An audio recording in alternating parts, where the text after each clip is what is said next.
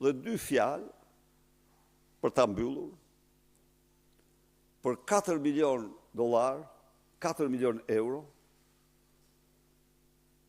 të marra nga fondi emergjencës të një vendi me potenciale të mëdha zjarri, për një këngëtar, por bën në mënyrë absolute një nga aktet më të rënda, më të papërgjegjshme.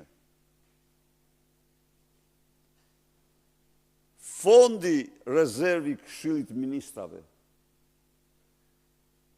përdoret vetëm në emergjenca kombëtare.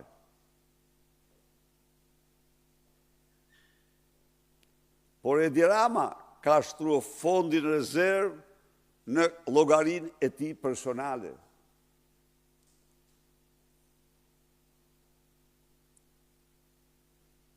Me 10 dhe 11 maj të vitit 2025, ai i dha Giro d'Italia 7 milion euro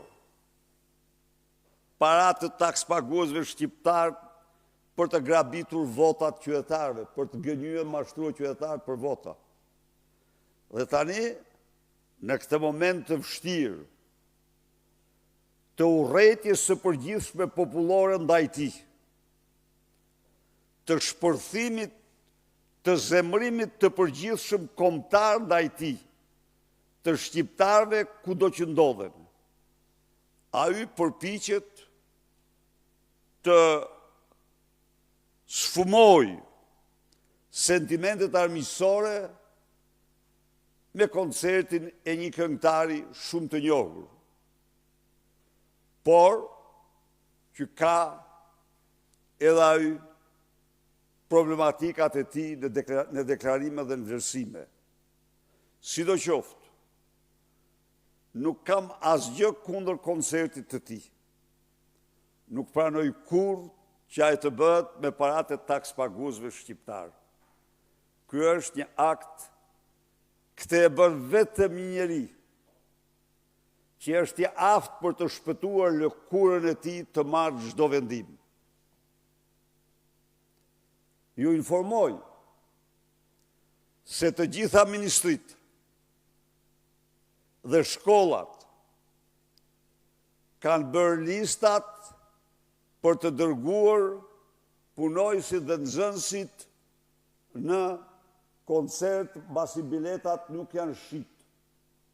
Pra, përveç 4 milionëve, do t'jenë dhe disa milion të tjera, se punojësit do mbahen në rroga ato bileta.